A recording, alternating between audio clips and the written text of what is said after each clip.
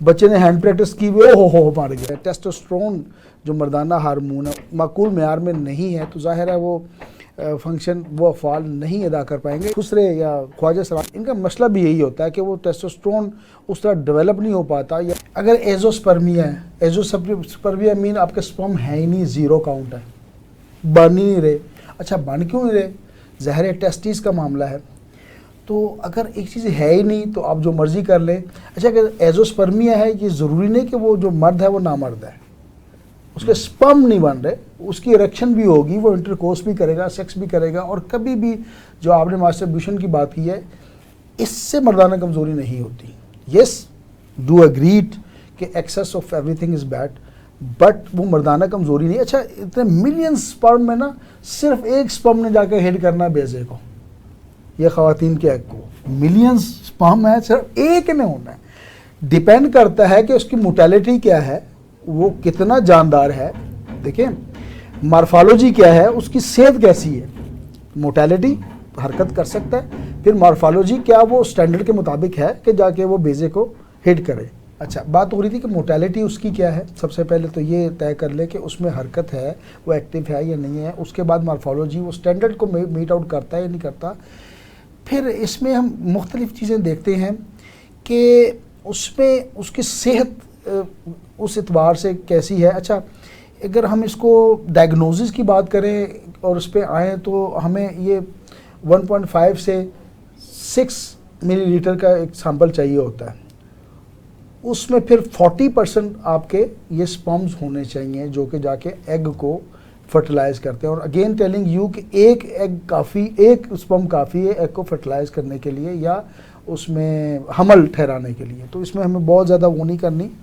और इसमें ये चीज़ें हैं। इसके अलावा जो टेस्टिस में ना बाज़-औक़ात अब वेन्स होती हैं, उसका बड़ा किरदार है। अगर आप गौर से कभी पेशेंट आया हो, आप देखें तो कुछ वेरी सी सेल्स होते हैं जिसको हम वेन्स का अब उर्फ़े आम में नाम दे सकते हैं।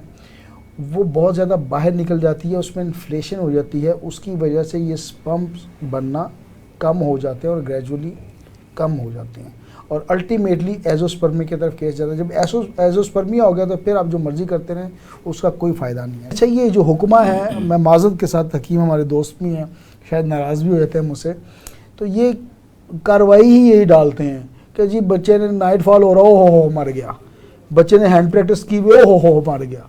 वो मरता नहीं है, लेकिन जब आप ओ करते हैं ना तो वो वाकई मर जाता है। वो ज़हनी तौर पे कबूल कर लेता है कि उसमें नामर्दगी है और वो इस काबिल ही नहीं कि फर्टाइल कर सके किसी वुमेन को या प्रेग्नेंट कर सके। अच्छा, चूँकि प्रोग्राम खात्मे की तरफ चल रहा है, एक बहुत अहम और मुफीद टेस्ट जिसको हम DNA फ्रेगमेंटेशन टेस्ट कहते हैं, वो बहुत ज़रूरी है। अगर आपके DNA में कैपेसिटी ही नहीं है तो ज़ाहिर है वो स्पर्म या सीमन नहीं बनेगा, स्पर्म नहीं बनेंगे।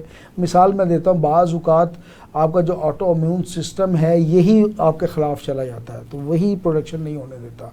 तो ये DNA फ्रेगमेंटेशन टेस्ट, वो कहता है ना कि ज़रा नम हो तो ये मिट्टी बड़ी ज़रखेज़ है साकी, पहले उसमें कैपेसिटी तो हो। तो ये चीज़ें बड़ा काउंट करती हैं सर। स्पर्म बढ़ाने के लिए दवाइयाँ बताएं।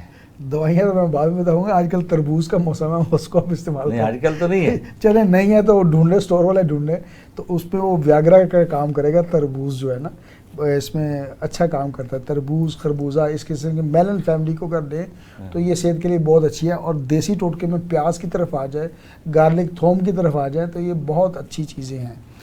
बाकी स्पर्म बढ़ाने के लिए एग्नेस हमारी बड़ी अच्छी मेडिसिन, कोनियम, सेलेनियम, ये बहुत मुफीद मेडिसिन हैं।